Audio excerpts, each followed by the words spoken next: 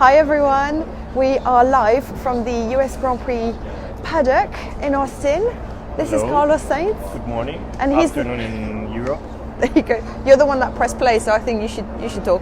You should. So how are you feeling today? I'm very good, thank you. Yeah, are you enjoying the Austin weather for the moment? I have everything that I own that's team kit branded. I'm wearing it right now. Yeah, me too. Yeah, I'm you've actually got wearing extras a actually.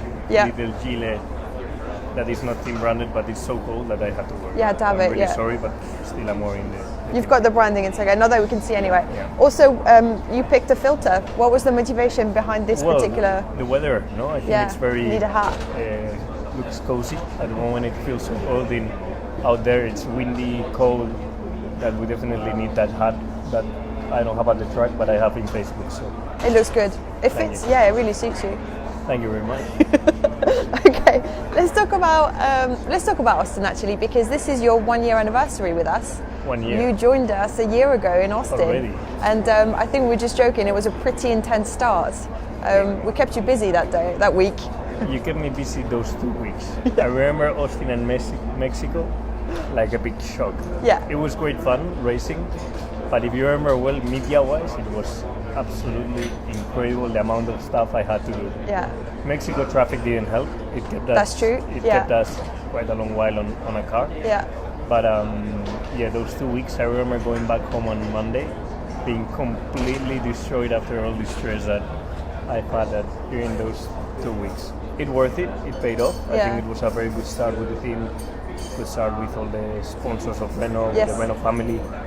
But it was intense, as you said. It was big news actually. There was a lot of excitement at the fact that you were joining the team and you were stepping up, and it was cool.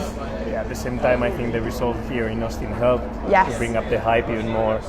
So yeah, it's been a great year. I've enjoyed it a lot, to be honest. And happy anniversary. Happy anniversary. Thank you.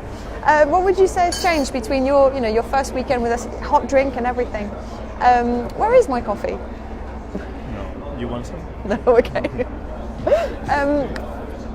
A year on, in terms of the way, what you're doing on track with the team, how you're working with the team, what would you say has changed? Obviously, it's changed a lot. Yeah. I mean, the progress that my side of the garage has done over the last few months has been incredible. I think people can see it because it is also paying off in results, in terms of results. Yeah. It's been a lot of hard work. We are a very young team, but we are learning every race. We are discovering our setups, our way of working every race week. And at the moment, the car is not in the best shape ever, I would say. We are struggling to get into Q3, but at the same time, we're still scoring points. We're still scoring very strong results. Yeah. And the last 4 or 5 weekends, I think we've maximized our package. At this time of year, would you say, are we still getting to know the car? Is there still tricks that we're finding to get more out of it? Or is it pretty much we just get as much we can as possible? So the learning curve has flattened out a bit. Yeah. The steepest learning curve was for me the first 6-7 races of this year. It was a new car from the car that I got to roll for the last 4 races last year. It was quite from the beginning quite a tricky car to drive. Yeah. But over one lap it was performing well in quali. Yeah. But I was struggling to, let's say, understand the car and get it a bit to my driving style, getting a bit to my liking. And it was a very steep learning curve. And now I think I found more or less my sweet spot. Happy window. Happy window. My happy window, as I call it with the engineers. My sweet spot, and it's getting better. There's always things you can improve. Yeah. We will test things this weekend here to try and do another step, but it has flattened out quite a lot. I've just noticed, obviously, you guys, when you send questions, we can see them. So Ollie is asking, what's your favourite race so far this season? Which actually, since we're looking back over your last year with us, that's a good question. Difficult to point out one. I think Baku was great fun, overtaking the Red Bulls at the start, running really in podium places. I think the team had a lot of fun there in that race because of the whole situation. From my side, actually my best race performance was in Suzuka. Is where I felt the most on the car, the most fast, even though we were struggling with pace in general that weekend. I did manage to overtake, I think it was 6 cars on Sunday and make it to the points. Fun. That was fun. Definitely I hope fun. you enjoyed it too. I did. It's always fun when you're on it. Then it gives me more to talk about. I've got just another question which I thought was quite cool. Ahmed is asking Nico or Max as the toughest teammate. Difficult one. And I think obviously when I arrived to Formula One with Max, we were both rookies. Yeah. So it was just about who was the best rookie. And I didn't find it probably as tough as facing a teammate with a lot of experience like Nico. Nico is a guy that has been through 3 or 4 different teams, through 3 or 4 different type of cars, different generation of cars. He's a guy with a lot of experience in general, but also very, very sharp with his feedback, very sharp with his driving. Yeah. Pretty much nearly puts a foot wrong, which makes him really difficult to beat. And I would point out Nico probably as tougher, but not because of talent or fast. It's just because of the situation, of the experience, of the experience that we are. And if you were to teammate with Max now, you're both very different from when you were last teammates as well. So that's a whole different. That would be an interesting match. That there was a possibility that it could happen next year, as you all know. In the end, it didn't happen, but. It would have been strange suddenly to go back to Max 4 years after separated and then go back together, see what you've learned, see what I've learned, and do another year. Another year together. Who comes People out? get it wrong because I get on a lot better with Max than what you guys think. And I had a good relationship with him, and I actually get on very well with him in the car. So it would have been a lot of fun. It would have been fun. It would have been also tense because you want to beat each other. Yeah, of course. Always tense, but it would have been fun. Yeah. Next time. We'll see. Let's talk about Austin, as in the actual circuit. It's one you enjoy. You've done pretty well there. I think most drivers like this track. Yes, it is a track that it is modern, it is new, but it is nice. You know, I am a big fan of old school tracks. Yeah. But nowadays, the new school tracks, they haven't done quite the same, you know, to create that excitement for the driver and for the fan. Yeah. But Austin is one of those that they've managed. It has up and downs, a lot of elevation change. It has a lot of high-speed corners. It has long straights to overtake, big wide entries to corners that you can throw the car in, different racing lines to put your nose. You don't feel so much the dirty or of the car in front. And that's what makes this track a bit more exciting than all the other new ones, and I enjoy it. Saw the potential. I've got a pretty cool fact here actually. I don't know if you're aware of it. Apparently there's only 2 drivers that have raced more laps than you this season, Hamilton and Vettel, and on lap 14 of this Grand Prix, it will be your 1,000th lap of 2018. 1,000 laps? 1,000 lap. I think it's a good record. It quite shows nice. the car is reliable, first of all. Yeah. It shows the driver is reliable. They don't do a lot of mistakes in races. It's a good record. I'm proud of it. It shows we're being consistent this year. Yeah.